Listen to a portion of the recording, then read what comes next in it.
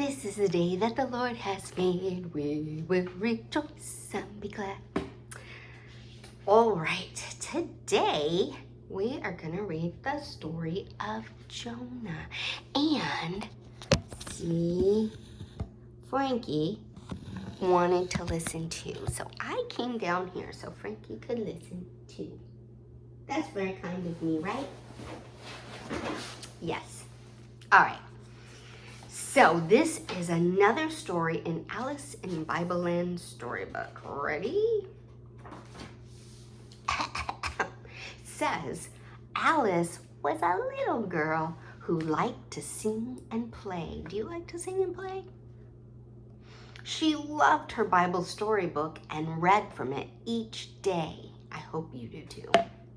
She was reading Jonah's story all about that Bible time when an airmail bird delivered a note that had this rhyme. Reading is the magic key to take you where you want to be. Did you know that? Reading can take you anywhere. That's why it's good to learn to read and read often. See, here's your pictures.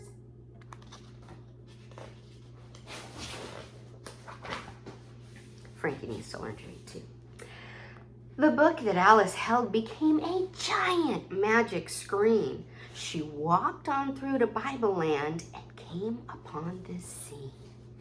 God was telling Jonah, I have for you a mission.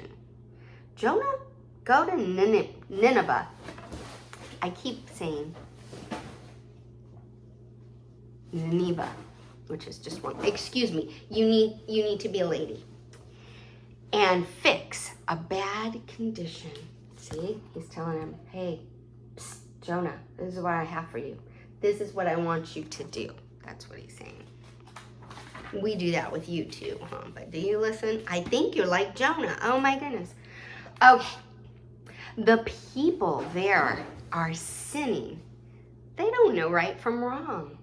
They need someone to warn them whose faith is very strong. They're strangers to you, Jonah, but help them find their way or mend their ways, or wickedness will bring despair in only 40 days. 40 days. Jonah thought, I don't like them. I won't warn them. I won't go. I'd rather disobey and hide than help folks I don't know. That's a terrible attitude, right? We should always want to help people and we should want the best for them. But we tend to be like Jonah, right? Let's see what happens. Jonah tried to run from God. Can you run from God? No. He paid to take a ride on board a great big sailing ship with space where he could hide. Can you hide from God? Here's the pictures. Here's the pictures. You like them? But Jonah couldn't hide from God. We just said that. For God is everywhere. When Jonah hid beneath the deck, God found him hiding there. God sent a wind that caused a storm that rocked the ship at sea. Sailors on the ship were all frightened as could be. I bet, right? Look at that. Ah! Did you see Frankie? Back and forth, the ship rocked. It almost broke in two. The captain went to Jonah and asked him what to do. Jonah said, I ran away and disobeyed the Lord. It's me he wants to punish, so throw me overboard.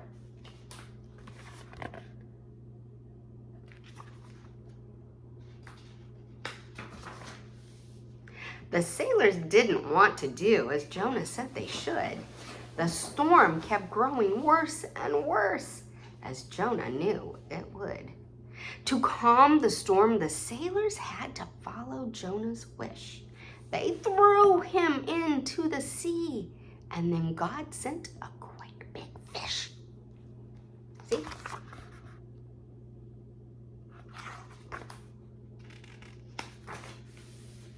The big fish swallowed Jonah as he sank into the sea. Oh me, oh my, thought Jonah, what will become of me? Inside the fish's belly, all alone and scared, he stayed. For 3 long days and 3 long nights, he prayed and prayed. See?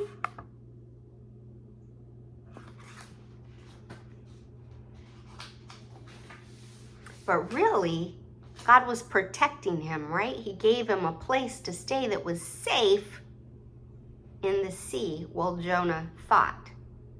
Even though it was a stinky place, right? Whew. Still, it helped him think. So what happens? It says, Jonah asked God to forgive him. That's wise. For running far away, Jonah knew that it was wrong to ever disobey. He thanked God for his mercy. He thanked God for his care. And from the bottom of the sea, God heard him in his prayer.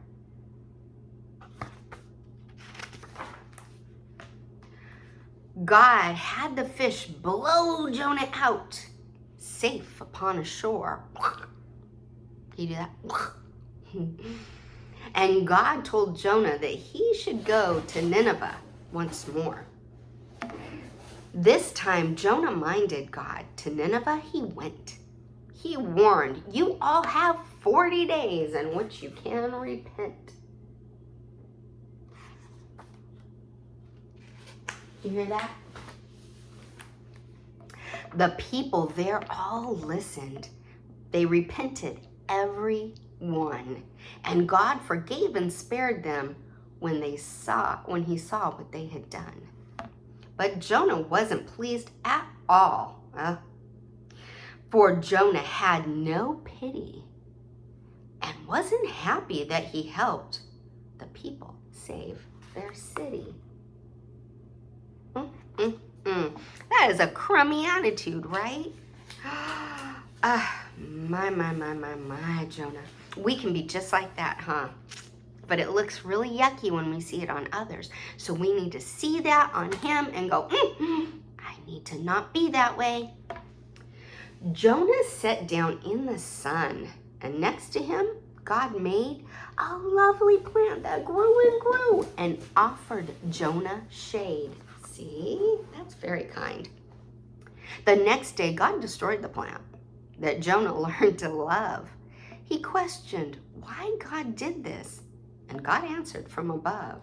See, there's the plant. All of a sudden, God's giving him a lesson, right? Let's hear what it is. You felt pity for a plant that lived for one short day. Isn't Nineveh far greater than a plant in every way? That city's filled with people who were wicked and were bad.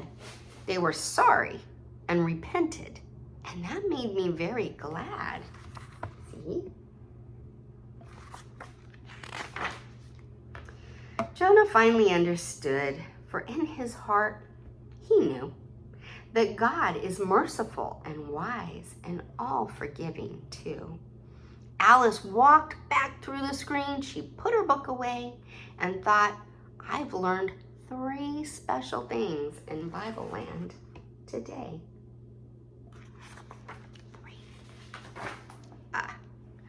First, we must obey what God tells us to do.